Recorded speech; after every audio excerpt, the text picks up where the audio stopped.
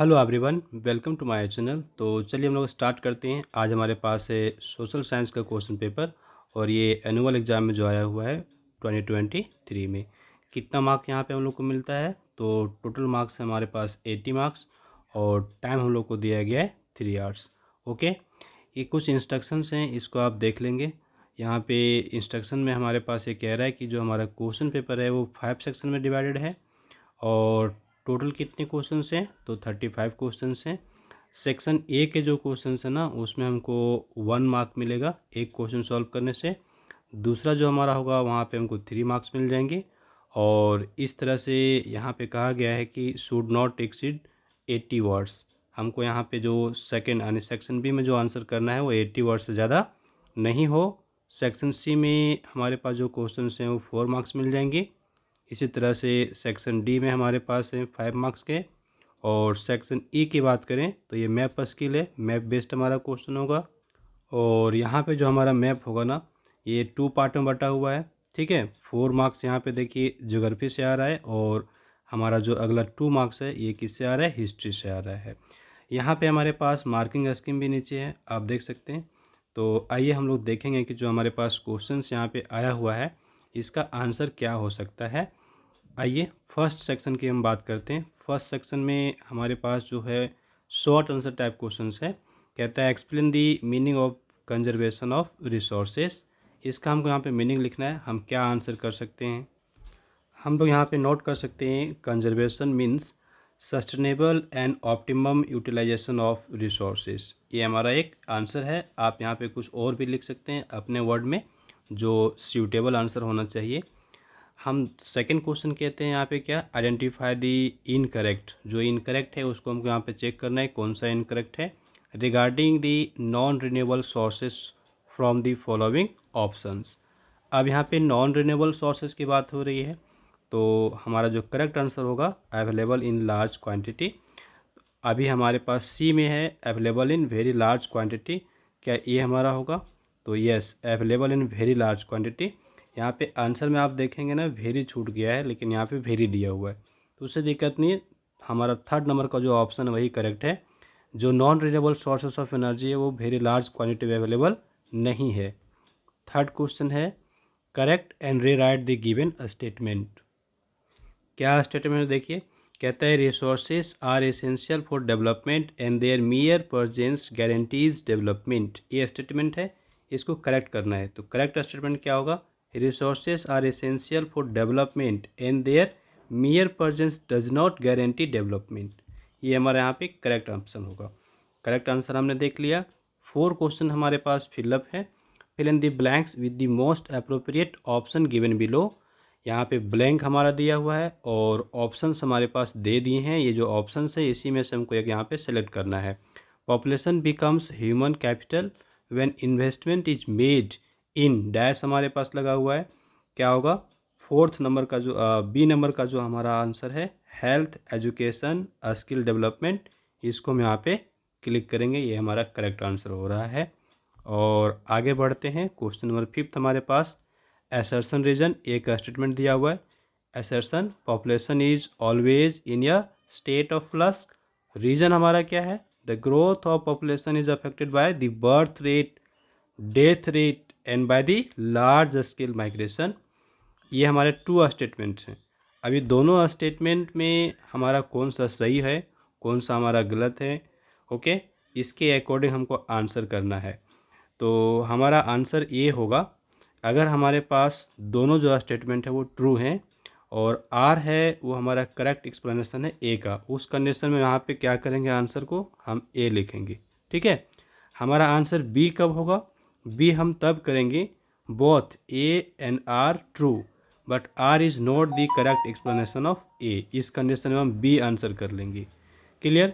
सी हम कब करेंगे? जब ए हमारा ट्रू होगा और आर हमारा फॉल्स होगा। और डी कब करेंगे? जब ए फॉल्स होगा और आर हमारा ट्रू होगा। ओके, ये हम समझ गए। तो आइए हमारा आंसर यहाँ पे क्या होगा? आंसर हमारा यहाँ पे है ए नंबर का, both A and R true. हमारा असर्शन भी ट्रू है और रीजन भी ट्रू है and R is the correct explanation of A. और जो रीजन है वो हमारा करेक्ट एक्सप्लेनेशन है किसका? तो असर्शन का। और नेक्स्ट बढ़ते हैं हम 6 नंबर क्वेश्चन पे। कहता है डिफाइंड लिटरेसी रेट, इसको डिफाइन करना है। तो हम यहाँ पे किस तरह डिफाइन कर सकते हैं, लिखेंगे percentage of people who can read and right in a particular country.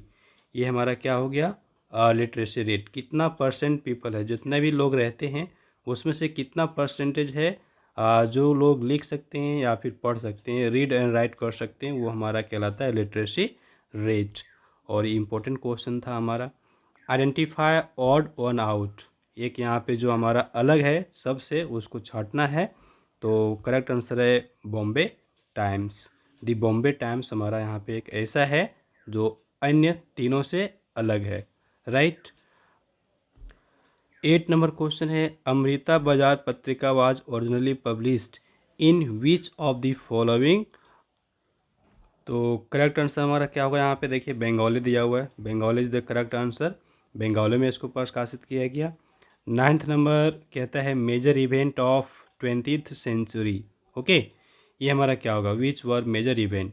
तो 4 ऑप्शंस दे दिए हैं और यहाँ पे इसके बाद फिर से हमारे पास ऑप्शन दिया हुआ है only A B, only B C, only B D, only A and D. ये 4 ऑप्शंस हमारे पास हैं। हमारा यहाँ पे जो करेक्ट आंसर हो रहा है वो होगा 4 नंबर का only A and D, only A and D. अब ए नंबर पे क्या है, तो ए नंबर पे है, देख सकते हैं यहाँ पे पार्टीशन ऑफ बंगाल। और जो डी नंबर पे है वो क्या हमारा है, जालियांवाला बाग, है ना। ये हमारा 2 इवेंट यहाँ पे जो है जो इम्पोर्टेंट रहा। 10th नंबर क्वेश्चन क्या कहता है, 10th नंबर क्वेश्चन की बात करेंगे। ये arrange the following events in the, यहाँ पे देखिए जो इवेंट्स दिए इसको अरेंज करना है। तो यहाँ पे जो हमारा करेक्ट ऑर्डर होगा, ये ऑप्शन भी दे दिए हमारे पास, ऑप्शन दिए हुए हैं। ओके, 1 2 3 4। हमारा करेक्ट ऑप्शन क्या है यहाँ पे, सेकेंड नंबर का बी ए सी डी। क्वेश्चन नंबर 11 की हम लोग बात कर लेते हैं। यहाँ पे 11 नंबर क्वेश्चन पे देखिए कहता है देयर आर 2 स्टेटमेंट। फिर से हमारे पास यहाँ पे एसर्शन और रीजन बेस्ड क्वेश्चन आ चुका है। एसर्शन में क्या कहता है, the British were participating the policy of divide and rule to weaken the nationalist movement. ये हमारा हो गया एसर्शन। रीजन में क्या है, home rule league was formed in 1907 by Aga Khan and Nawab Salimullah Khan. ये हमारे दो स्टेटमेंट दिए हुए हैं, एक एसर्शन एक रीजन। हमारा यहाँ पे फिर से वही सेम चीज़ है, सेम सिचुएशन।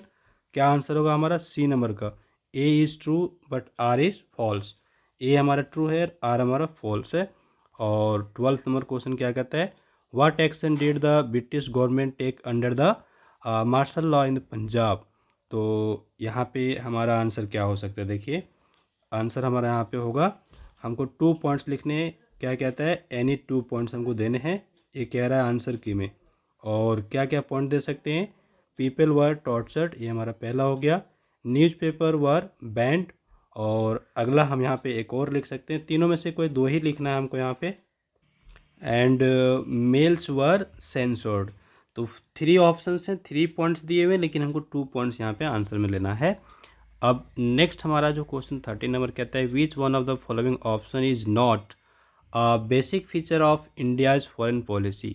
यहाँ पे 4 ऑप्शंस होंगे, ये आप देख सकते हैं, ये हमारा पहला, ये दूसरा, और ये हमारा तीसरा, और ये चौथा हो गया। अब इसमें से हमको यहाँ पे करेक्ट क्या होगा वो चुनना है।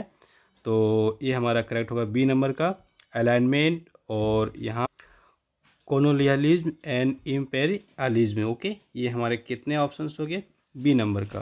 बी नंबर में देख लीजिए हमारे पास है अलाइनमेंट दिया हुआ है, और कॉलोनियलिज्म दिया हुआ है, और इम्पेरियलिज्म दिए हुए हैं। 14th क्वेश्चन देखेंगे। 14th क्वेश्चन फिर से हमारे पास ऑप्शन दिया हुआ है यहाँ, और पहला है इट इज़, ये पहले क्वेश्चन देखिए, identify the most appropriate statement regarding the preamble of the Indian constitution from the following options. तो यहाँ पे पहला है इट इज़ जुडिशली इन्फोर्सेबल, दूसरा it is the soul of the constitution, it is a feature of the constitution, it has religious philosophy. हमारा correct answer क्या होगा, B number का, soul of the constitution. 15th number question में फिर से option, choose the most appropriate option according to the given statement. Secularism is important for India for the following reason. अब यहाँ पे 4 options हैं और इसके बाद फिर से हमारे पास ऑप्शंस होंगे only A, only B, only A and B, only C and D. तो करेक्ट आंसर हमारा होगा ओनली ए एंड बी। अब ए एंड बी पे क्या क्या है उसको हम चेक कर लें। तो ए नंबर पे क्या है ना, इट सेफगार्ड्स डेमोक्रेसी पहला, और बी नंबर पे क्या है, enables us to live in harmony. ये 2 ऑप्शन जो है ना ये करेक्ट हैं। ओके, नेक्स्ट 16 नंबर क्वेश्चन देख लीजिए। यहाँ पे कहता है correct and re right the following statement. हमको करेक्ट करने हैं और फिर से उसको री राइट करना है जो स्टेटमेंट यहाँ पे दिया हुआ है।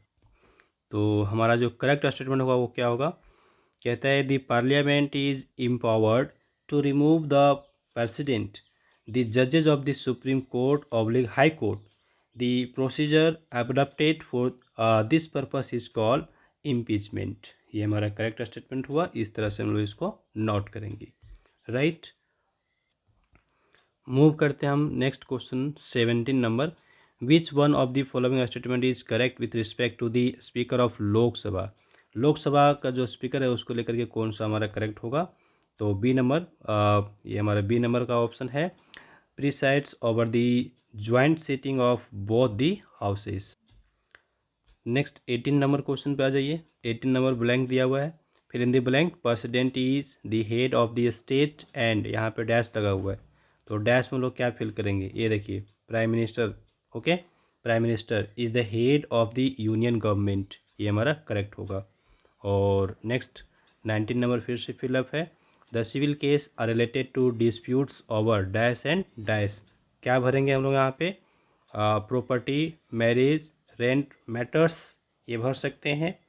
एनी टू, इसमें से कोई भी 2 हमको लेने हैं। और एनी अदर रिलेवेंट आंसर, इसके अलावा कुछ और भी आप आंसर यहाँ पे कर सकते हैं। साथ ही साथ हमारे पास यहाँ पे ऑप्शन भी दे रखा है। ऑप्शन में क्या है, the criminal cases are related to offences like this and this. तो इसमें हम क्या यहाँ पे आंसर करेंगे, ये देखिए रॉबरीज पहला, मर्डर, चीटिंग, एनी टू, कोई भी 2 ऑप्शन यहाँ पे हम लोग ले सकते हैं। या फिर एनी अदर रिलेवेंट आंसर, आपके अकॉर्डिंग कुछ और अच्छा लगता है तो वो भी यहाँ पे आंसर लिख सकते हैं। 20 number question, who decides whether the accused is guilty और इनोसेंट। कौन डिसाइड करता है, तो करेक्ट आंसर हमारा होगा कोर्ट। ये जो कोर्ट है ये डिसाइड करता है। 21 नंबर आइए। 21 नंबर ये हमारा सेक्शन बी, यहाँ से सेक्शन हमारा चेंज हो गया। ओके, 2 मार्क्स हम लोगों को मिलेंगे यहाँ पे। क्या कहता है यहाँ पे 21 number question, suggest any 3 measures, suggest any 3 measures for efficient utilisation of resources. ये हमारा क्वेश्चन है। अभी इसका आंसर हम क्या करेंगे, तो हम लोग को कितने पॉइंट देने, 3 पॉइंट्स। यहाँ पे एनी 3। अब आंसर की में ना, आंसर की में कुछ और भी दिया हुआ है, टोटल 6 पॉइंट्स दिए हुए। 6 पॉइंट्स में से हमको 3 पॉइंट्स लेने हैं, या फिर अपने अकॉर्डिंग आप कुछ और अपने से ले सकते हैं। एनी अदर रिलेवेंट पॉइंट्स, जो पॉइंट्स यहाँ पे लिए गए हैं इसके अलावा भी आप कुछ और दूसरा पॉइंट भी ले सकते हैं। पहला पॉइंट है कंजर्व द वेरिड स्पीसीज, दूसरा use all renewable resources judiciously, तीसरा minimise the depletion of natural resources, use of resources more efficiently and reduce wastage. अगला है follow 5R, that is reduce, reuse, recycle, refuse and rethink. और 6th number में use the resources according to the need and not according to the greed. यहाँ पे 6 points हैं, आप 3 points लिखेंगे और इसके अलावा कुछ और भी आपके दिमाग में है तो आप उसको नोट कर सकते हैं। ये हमारा करेक्ट आंसर हो गया। यहाँ पे ऑप्शन में मिल जाता है हमको, कहता है state 6 factors which utilisation of resources depend.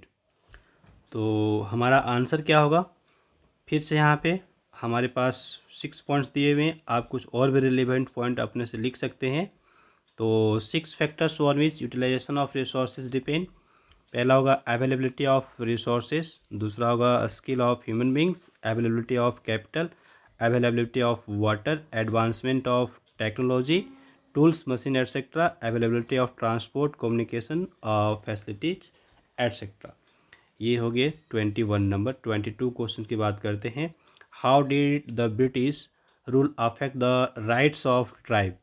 Give any 3 examples. तो ब्रिटिश का जो रूल था वो कैसे अफेक्ट किया, तो ट्राइब जो होते हैं उसके जो राइट्स होते हैं उसको किस तरह से अफेक्ट कर रहे हैं। तो आइए हम देखेंगे। ये 22 का फर्स्ट हमको यहाँ पे कितने लेने हैं, कोई 3 पॉइंट्स हमको लेने हैं। तो यहाँ पर हमारे पास जो आंसर की है इसमें लिया हुआ है 6 पॉइंट्स, लेकिन कह रहा है कि एनी 3 लेना है और एनी अदर रिलेवेंट पॉइंट्स आपके अकॉर्डिंग कुछ और आंसर यहाँ पे हो सकता है। तो पहला जो होगा, under the British rule the chiefs lost all power. जो पावर है, जितने पावर चीफ के पास होता है सब वो खो देते हैं। And were force to allow to follow the laws made by the British officers in India. ये पहला हो गया। दूसरा, the Britishers did not want shifting cultivation. और तीसरा, most of the forest were declared as the state property. Okay, specially the reserve forest which produce timber. जो forest है ना उसको स्टेट का प्रॉपर्टी घोषित कर देता है, और वैसे फॉरेस्ट जहाँ से ज़्यादा मात्रा में लकड़ी मिल रहा हो उस तरह के फॉरेस्ट को वो क्या करता है ना, स्टेट का प्रॉपर्टी घोषित कर देता है। ये ब्रिटिश का रूल में। Many tribals had to leave their forest home in search of work. और फिफ्थ है, many of them were recruited through the contractors to work in the tea plantation of Assam. They were paid low wages and were not allowed to go back home. ये उसका और इस कितना कड़ा rule है आप देख सकते हैं। ठीक है, बहुत स्ट्रिक्ट रूल है। Many tribals were also recruited in factories and field to work under very harsh conditions. Next 22 तो हुआ। यहाँ पे ऑप्शन में मिलेगा हमको, name the movement started by Birsa Munda. How did Birsa motivate his people. तो आइए यहाँ पे आंसर होगा कौन सा मूवमेंट, तो बिरसा मूवमेंट। और किस तरह से उसने मोटिवेट किया उसको लेकर के हमारे पास 4 पॉइंट दिए हुए, हमको यहाँ पे केवल 2 पॉइंट से नोट करने थे। तो पहला क्या होगा, he urged the Mundas to continue to work on their own land to earn their living and not to move away. अपने ही धरती पर रह काम करना, वहाँ से मूव नहीं करना। ओके। दूसरा, he told his people that land policies of the British were destroying there traditional land system. ये दूसरा हो सकता है, इसके अलावा और भी लिख सकते हैं। Okay. He instigated the tribals to attack zamindars. और लास्ट हमारा है, he raise the white flag as a symbol of Birsa Raj. तो ये कुछ पॉइंट्स हैं जिसको आप यहाँ पे हम लोग आंसर में नोट कर सकते हैं। आइए नेक्स्ट हमारे पास जो है, एक्सप्लेन 3 डिफरेंसेस बिटवीन रैयत वाले सिस्टम एंड परमानेंट सेटलमेंट। इसके बीच में हमको यहाँ पे 3 डिफरेंसेस लेने हैं। तो पहले तो हम यहाँ पे लेंगे रैयत वाले सिस्टम जो है इसके बारे में, और दूसरा हमारा है परमानेंट सेटलमेंट। तो आप यहाँ पे टेबुलर फॉर्म में भी लिख सकते हैं, कोई बात नहीं, लेकिन पहले यहाँ पे इसको लिया गया है तो इसी को हम यहाँ पे नोट कर सकते हैं। This system establish the direct settlement between the government and the right that is the cultivators. The revenue rates were 50% for dry lands and 60% for irrigated lands, and it was quite high. और tax was on the potential of soil. और दूसरा, permanent settlement में जमींदार की बात हो रही है। Zamindars were recognise as the owner of the land.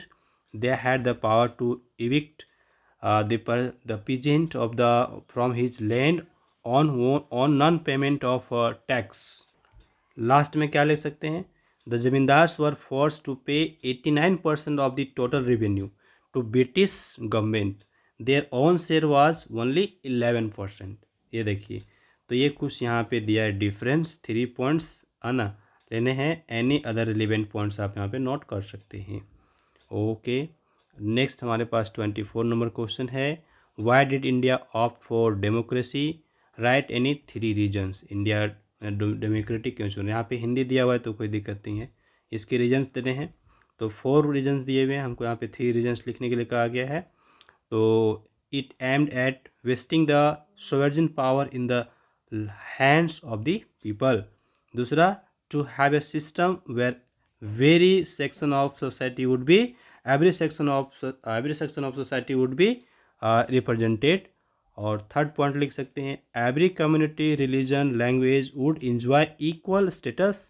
Last यहाँ पे दिया हुआ extra points to protect the interest of the backward section of the society. और fifth number assess three importance of fundamental rights in our day to day life. और आइए इसका answer करेंगे। हमको 3 पॉइंट्स देने हैं और फिर से हमारे पास यहाँ पे 4 पॉइंट्स दिए हुए हैं और एनी अदर रिलेवेंट पॉइंट हम ले सकते हैं। तो फर्स्ट पॉइंट हमारा क्या होगा, the fundamental rights protect the citizens against the misuse of power by the government और सम इंस्टीट्यूशंस और इंडिविजुअल्स। ये हमको पहला हो गया। दूसरा, it guarantees to preserve maintain and promote one's culture and language. और थर्ड होगा provides equality of opportunity in matters of public employment. Fourth लिख सकते हैं it safeguards the human dignity and help in the personal growth of each person. 26th number question compare the two houses of parliament on the following basis. पहला होगा composition, दूसरा होगा tenure और तीसरा होगा फाइनेंशियल पावर। तो tabular form में यहाँ पे लिखा हुआ है, टेबलर फॉर्म में हम लोग आंसर कर सकते हैं। ओके, एक तरफ लेना है राज्यसभा, दूसरी तरफ लेना है लोकसभा। पहला है कॉम्पोजिशन, इसके बारे में बात करेंगे। तो मैक्सिमम कितना होगा स्ट्रेंथ 250, यहाँ पे मैक्सिमम स्ट्रेंथ होगा कितना 552। टेन्योर की बात करते हैं तो each member of Rajya Sabha has a term of 6 years और यहाँ पे जो होगा वो 5 ईयर्स। आगे फाइनेंशियल पावर जो होगा ये क्या होगा, Rajya Sabha makes any recommendation regarding a money bill, Lok Sabha may or may not accept it. The money bills can only be introduce in Lok Sabha. ये कुछ डिफरेंसेस थे, ठीक है, हमने यहाँ पे देख लिया। लोकसभा और राज्यसभा की बात हो रही है। और आगे जो हमारा आता है यहाँ पे ऑप्शन भी हमारे पास दे रखा है। तो ऑप्शन में क्या है, ऑप्शन में है name the 3 organs of the union government and right 1 function for each. तो क्या हमारा आंसर होगा, पहला तो यहाँ पे है लेजिस्लेचर, इसका होगा इट फ्रेम्स और मेक्स लॉ। दूसरा executive, it implements the laws made by legislature. और तीसरा है judiciary, it gives justice to people on the basis of laws. ये 3 हो गए। यहाँ पे एक और पॉइंट दिया गया है, it interprets the laws made by the legislature. तो 3 पॉइंट्स हमको यहाँ पे नोट करने थे। 27 नंबर क्वेश्चन क्या कहता है, name the different courts of Indian judicial system in hierarchical order, right 1 feature of each. तो आइए हमारा यहाँ पे जो होगा आंसर उसको हम देख लेते हैं, आंसर क्या होना चाहिए। तो ये हमारे की पॉइंट दिए हुए हैं। तो पहला जो होगा द सुप्रीम कोर्ट, ये हमारा है the supreme court at the apex is the highest judicial authority.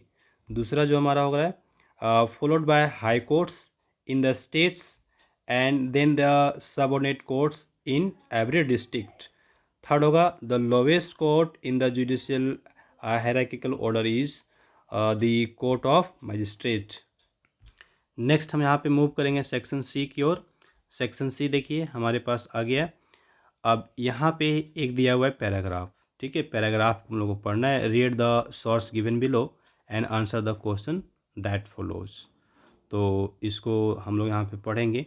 Okay, तो चलिए हम सीधा यहाँ पे आंसर पे आ जाते हैं। हम नहीं पढ़ेंगे, डायरेक्ट हम कोशिश करते हैं आंसर करने का। तो आइए आंसर हम यहाँ पे करेंगे। कहता है sex ratio is the ratio between, sex ratio is the ratio between, यहाँ पे 4 ऑप्शंस दिए हुए हैं। करेक्ट ऑप्शन क्या होगा, आइए करेक्ट ऑप्शन की ओर चलते हैं। Number 1, it is the ratio between the number of females and males in a country oblique population. तो ये हमारा फर्स्ट ऑप्शन हो रहा है, क्योंकि it is the ratio between the number of females and males in a country. अभी B number बात करेंगे। यहाँ पे 28 का ये फर्स्ट क्वेश्चन था। 28 क्वेश्चन में हमारा दूसरा जो है question, in Asia which country has the highest population. तो सभी कोई जानता है इसका आंसर चाइना होगा, ठीक है, तो बहुत बड़ी बात नहीं है। और थर्ड नंबर क्वेश्चन क्या कहता है, 28 का थर्ड है, विच one of the following is included, okay, included in department population, dependent population. तो डिपेंडेंट पॉपुलेशन में किसको इंक्लूड किया जाएगा? 4 ऑप्शन है, children below 15 years, children below 15 years, ये करेक्ट आंसर हो रहा है। 4th नंबर देखिए, identify the Indian state with the highest sex ratio in 2011, होगा answer Kerala, Kerala is the correct answer. Next हम मूव करते हैं क्वेश्चन नंबर 29, और फिर से यहाँ पे पैराग्राफ दिया हुआ है, इसका आप स्क्रीनशॉट ले लीजिए। ओके, ये पैराग्राफ है, इसी के बेसिस पे हमको आंसर करने हैं। तो पहला जो क्वेश्चन होगा, चूज द करेक्ट आंसर। पहला, salt Satyagraha, salt Satyagraha was launch to. अब देखिए आंसर हमारा क्या होगा, डिसओबे द ब्रिटिश रूल, ये ऑप्शन हमारा करेक्ट है। यहाँ पे 4 ऑप्शन हैं, इसमें से disobey the British rule correct होगा। 29 का 2 number, Dandi march was started to. अब इसका क्या करेक्ट आंसर होगा, तो ब्रेक दी सॉल्ट लॉ, यहाँ पे फर्स्ट है ना, the break the salt law, यही हमारा हो रहा है। और आगे बढ़िए, 29 का 3rd number question, who lead this movement in the north west frontier province, क्या होगा, अब्दुल गफ्फार खां, करेक्ट आंसर अब्दुल गफ्फार खां। एक और क्वेश्चन होगा 29 का, तो दांडी मार्च स्टार्टेड फ्रॉम, करेक्ट आंसर क्या है, साबरमती आश्रम, साबरमती आश्रम द करेक्ट आंसर। आइए हमारे पास सेक्शन डी आता है, और सेक्शन डी में पहला जो है कहता है, water is an indispensable resource, suggest any 5 veg by which this source can be conserved. तो 5 तरीके हमको बताने हैं, यहाँ पे ऑप्शन में मिल जाएगा, suggest any 5 methods to conserve soil. तो पहले तो हम लोग यहाँ पे बात करेंगे फर्स्ट नंबर क्वेश्चन की, और इसका जो हमारा आंसर यहाँ पे होगा, ये देखिए 5 पॉइंट्स हमको लेने हैं। तो यहाँ पे कितने लेने हैं, 5 वेज। तो आइए पहला वे क्या कहता है, water harvesting is one of the method, ठीक है, of saving surface water run off. दूसरा, the surface water run off can be minimized by having vegetation cover to improve underground storage. Third क्या लिख सकते हैं, demand of water for industries can be meet by recycled water. The domestic demand can also be reduced by using modern method of recycling. ये हमारे कुछ methods हैं, इसके अलावा आप कुछ और भी यहाँ पे डाल सकते हैं। अगला देखिए 5th 6th, हमारे पास कोई 5 पॉइंट लेने, लेकिन 6 पॉइंट दिए हुए हैं। Clear, the already used water can be reuse for watering plants, flushing toilet, etc. Water can be saved by adopting modern methods of irrigation such as drip or trickle irrigation techniques and a sprinkler method of irrigation. Any other relevant points.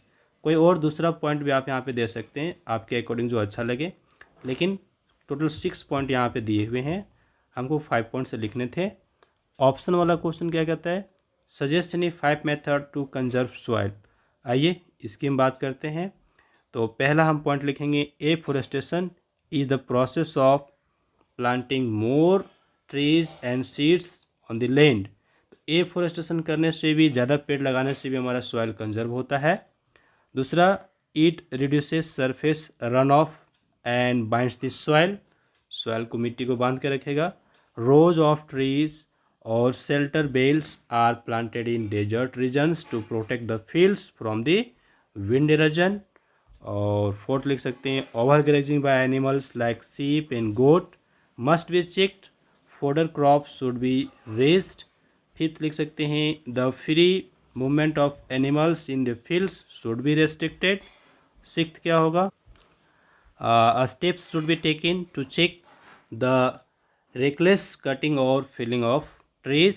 ये हमारे पास 6-7 point दे दिए, 8 point दे दिए, लेकिन any 5 points लेने हैं, ठीक है।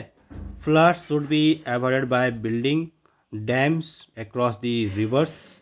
Okay, चलिए तो इतना हो गया। Scientific agriculture practices like rotation of crop, strip cropping etcetera should be systematically followed. ये सब कुछ पॉइंट्स हैं, आप कुछ और भी दे सकते हैं। नेक्स्ट हमारे पास आता है क्वेश्चन नंबर 31, कहता है, temperature and rainfall affect the growth of plants, support the given statement with 5 examples. 5 example देने होंगे। यहाँ पे 5 एग्जाम्पल्स दिए हैं और कह दिया है एनी अदर रिलेवेंट पॉइंट्स आप दे सकते हैं। कोई ज़रूरी नहीं है कि यही हमारा आंसर होगा, इसके अलावा कुछ और भी आपका आंसर हो सकता है। इन द एरियाज, क्या लिखेंगे, in the areas where rainfall is heavy the forest are thick and dense. As the rainfall decreases, the size and concentration of the trees also reduce. Shrub and short trees are common in areas of low rainfall or in desert areas. In cold regions, the growing season is very short. Therefore, plants occur in scattered patches in the form of mosses and lichens. एक हमारे points हुए। अगला 32 यहाँ पे कहता है analyse any 5 reasons for the failure of revolt 1857। इसमें हमारा विकल्प भी मिलेगा, ऑप्शन भी है।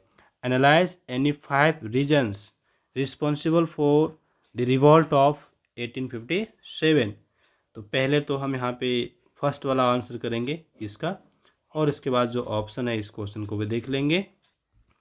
पहला है the uprising had been planned for months but it broke out before the appointed date. It did not go according to the plan as the revolutionaries fail to spread it beyond central India and Delhi. वो तो बनाते थे rule, लेकिन दिल्ली से बाहर और central India से बाहर जा नहीं पाता था। There was no unity among the rebels. The ideas of nationalism had not yet developed. Okay, the revolt was limited to north and central India. In the north, the Nizams were unaffected by the revolt, and Gorkhas helped the British in suppressing the mutiny. Next, the rebels could not match the sophisticated and modern weapons and the disciplined army of the British. Sixth, the leadership of revolt was neither strong nor gave direction to the rebels. The Indian rulers fought to liberate their own territories and did not think about the freedom of the whole country. ये हमारे कुछ points हुए। Any other relevant point हम दे सकते हैं, यहाँ पे 5 points देने हैं, 7 पॉइंट्स हैं।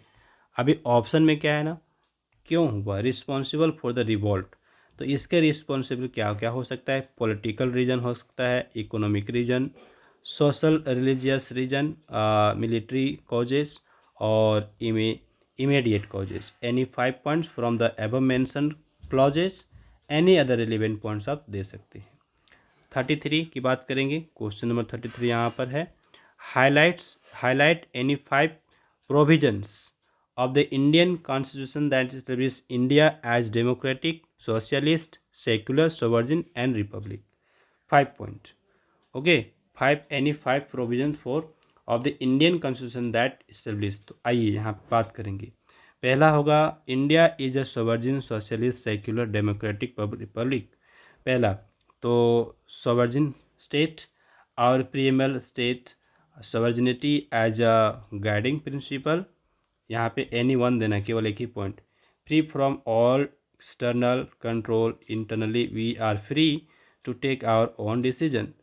No other countries can dictate its policies or term to us, and nobody can interfere in our internal matter. दूसरा है socialist state, India is against exploitation in all forms and will try to establish economic justice without being attacked to any particular ideology. Socialist state is established to right to equality and other provision. Third है secular state, all religions enjoy equal freedom, no discrimination is made on the ground of religion. Secular state is established through the right or to freedom of religion. Any 1 point देने हैं।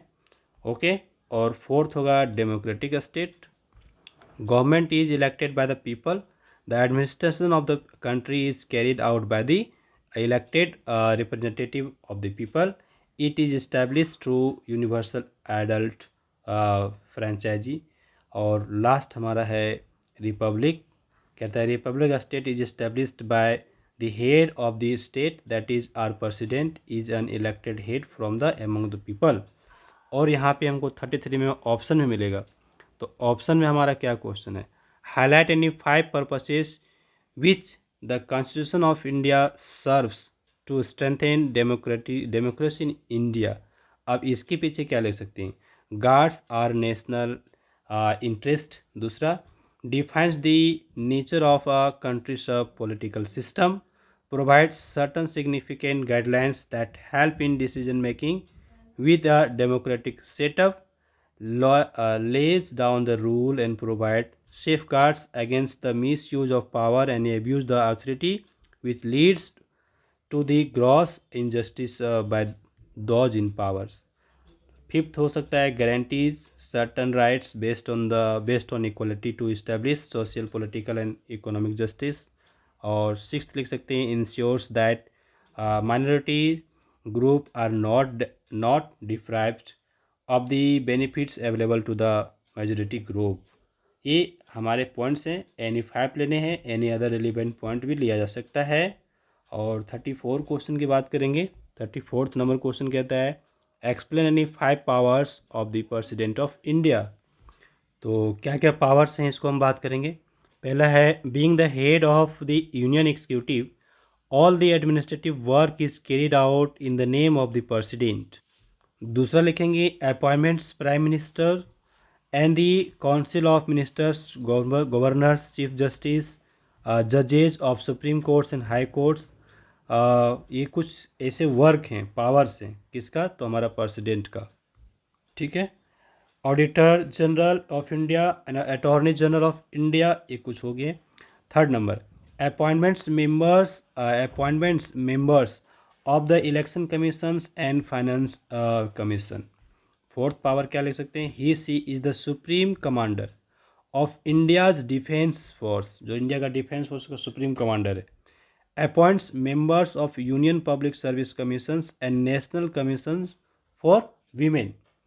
Sixth point हो सकता है ही see और he has right to be kept informed about all the decisions of the council of ministers through the prime minister. Any 5 points, any other relevant point दिया जा सकता है। अब ये 34th नंबर जो क्वेश्चन था ये लास्ट था। अब इसके बाद जो हमारे क्वेश्चंस आते हैं ना, वो यहाँ पे मैप स्किल के बेसिस पर है। 35 नंबर क्वेश्चन हमारा मैप बेस्ड है। तो देखिए यहाँ पे 35 नंबर जो है सेक्शन ई में आ रहा है हमारा। ओके, अब यहाँ पे 2 places A and B have been marked on the given outline political map of the world. Identify and write their correct names of the line marked in the map. A region of low rainfall in Africa, a type of forest. On the same outline political map of the world, locate and label the following: a region of high rainfall in South America, a region of tropical evergreen forest in Africa. तो ये हमको काम करने हैं। अब यहाँ पर ना 35 का बी नंबर भी है।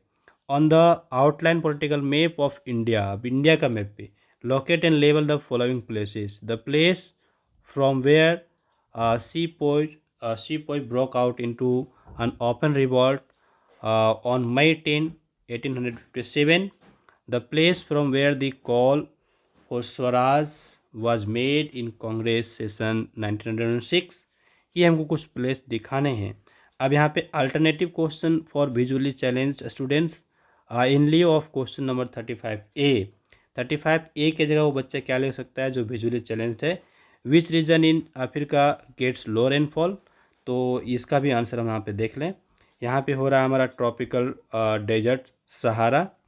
Name the type of forest in found of west coast of India, tropical rain forest ये हो रहा है 35 का 2।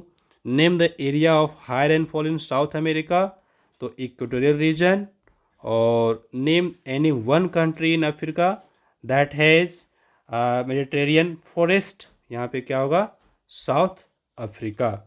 अब इसी का alternative question for visually challenge student in lieu of question number 35B, the place from where Mangal Pandey revolt.